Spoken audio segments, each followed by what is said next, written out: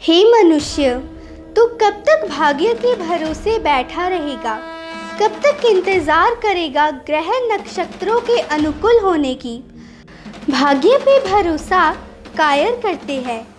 बहादुर आदमी अपनी कर्म के दम पर अपने भाग्य का निर्माण स्वयं करते हैं।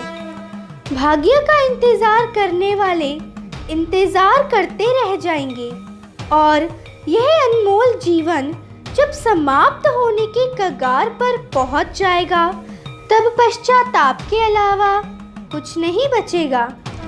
तो हे मनुष्य, जितनी एकाग्रता से तू भाग्य के उदित होने की आशा लगाए बैठा है, अगर उतनी ही एकाग्रता तू अपनी कमजोरियों को दूर करने में लगाता, तो तेरे को भाग्य का इंतजार न करना पड़ता। हे मनुष्य, तेरा भाग्य तेरे हाथों की लकीर में नहीं, अपितु तेरे पक्के इरादों और कठोर मेहनत में है।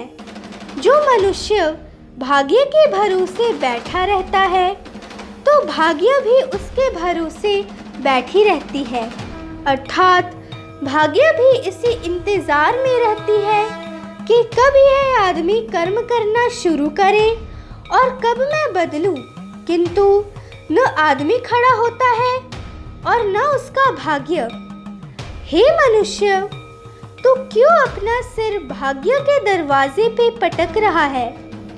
इससे बेहतर है तू अपने कर्मों से ऐसा तूफान पैदा कर दे कि भाग्य के दरवाजे स्वयं खुल जाए। भाग्य कायरों और आलसियों का बनाया शब्द है। बहादुर और परिश्रमी व्यक्ति भाग्य के पीछे नहीं भागता, अपितु भाग्य उसके पीछे भागती है। हे मनुष्य, तू क्यों लगा है अपने भाग्य को बदलने में? इसके स्थान पर स्वयं को बदलने का प्रयास कर। भाग्य हमेशा उस व्यक्ति के खिलाफ होता है जो भाग्य पर निर्भर होता है। तो हे मनुष्य, जाग, इस कायरता और आलस की निद्रा से पहचान अपने आप को।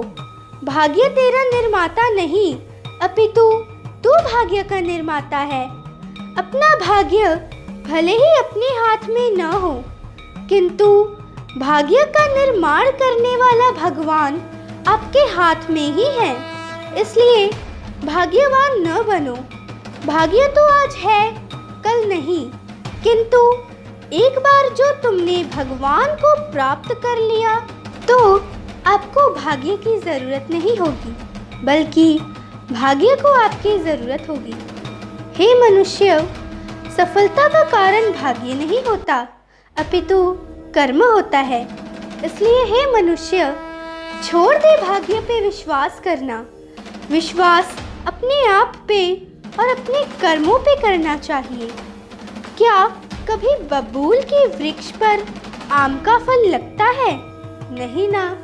इसलिए हे मनुष्य, तू अपने अंदर के कांटों को उखाड़ के फेंक दे और अपने हृदय में प्रेम के बीज का रोपण कर।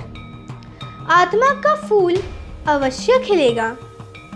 हे मनुष्य, किस्मत भी उसी को राजा बनाती है जो स्वयं कुछ करने की प्रतिभा रखते हैं। इसलिए हमें भाग्य की चिंता को त्याग कर अपने कर्मों पर ध्यान देना चाहिए। एक बार एक माता पिता के दो पुत्र थे। माता पिता को उनके भविष्य जानने की उत्सुकता हुई। माता पिता अपने दोनों पुत्रों को एक पंडित के पास ले गए। पंडित ने बड़े पुत्र के हाथ को देखकर कहा कि इसका भाग्य बहुत अच्छा है, यह आपका नाम बहुत रोशन करेगा। और छोटे पुत्र के हाथों का अवलोकन करके पंडित जी गंभीर स्वर में बोले, इस बच्चे का कोई भविष्य नहीं है। यह बच्चा साधारण भाग्य वाला है। यह जिंदगी में कुछ भी नहीं करेगा। यह जानकर माँ बाप ने अपने बड़े पुत्र की हर इच्छा पूरी करनी शुरू कर दी। बड़ा पुत्र भी यह सोचने लगा कि जब मेरा भाग्य ही बहुत अच्छा है तो मैं मेहनत क्यों करूं। इसलिए उसने पढ़ना लिखना भी छोड़ दिया। किंतु छोटे वाले पुत्र ने यह ठान लिया कि मैं इस पंडित की भविष्यवाणी को झूठा साबित करके रहूंगा, और वह मन ही मन पक्का संकल्प कर लेता है कि मैं अपने माता पिता को कुछ ना कुछ बन के अवश्य दिखलाऊंगा। बड़ा पुत्र जहाँ दिन भर आवारागर्दी करता रहता था, वही छोटा पुत्र घर के काम करने के अलावा पढ़ने लिखने में भी पूरा मन लगाया करता था। अब तो माँ बाप भी बड़े पुत्र से परेशान हो गए। उन्होंने अब उसको धन देना भी बंद कर दिया था। किंतु अब तक बड़े पुत्र को आवारागर्दी करने और धन लुटाने की लत लग गई थी, सो कहीं ना कहीं से तो धन लाना ही था। सो एक रात बड़ा पुत्र एक सेठ के घर में चोरी करने के इरादे से घुस गया। किंतु सेठ के नौकरों ने उसे पकड़ लिया और पुलिस के हवाले कर दिया। अगली सुबह सभी अखबारों में उसका और उसके पिता के नाम के साथ पूरी खबर छपी हुई थी। पूरे गांव में यह खबर आग की तरह फैल गई। लोगों ने अब उसके माता पिता को भी कहना शुरू कर दिया कि चोर का बाप भी चोर होता है। ऐसी ऐसी बातें सुनकर माँ बाप को बहुत दुख होता था, किंतु कर भी क्या सकते थे।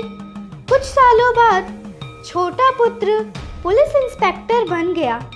अब उसके माँ बाप को भी लोग आदर करने लगे। तो देखा, जहाँ बड़े पुत्र का भाग्य अच्छा होना चाहिए था, वहाँ वो अपने कर्मों के कारण चोर बन गया। वही छोटे पुत्र ने अपने मेहनत के दम पे अपने भाग्य को भी बदल दिया। इसलिए हे मानव, तू भाग्य की राह देखना बंद कर और अपने कर्मों पे ध्यान दे, क्योंकि कर्मों से ही भाग्य का निर्माण होता है। अपने अंदर के चोर को मार दे और प्रकट करो अपने अंदर बैठे दानवीर कर्ण को। होश में आओ, त्याग दो कायरता और आलस को, बस मेहनत करो, समय को व्यर्थ न जाने दो। नकारात्मकता त्याग कर सकारात्मकता में रम जाओ।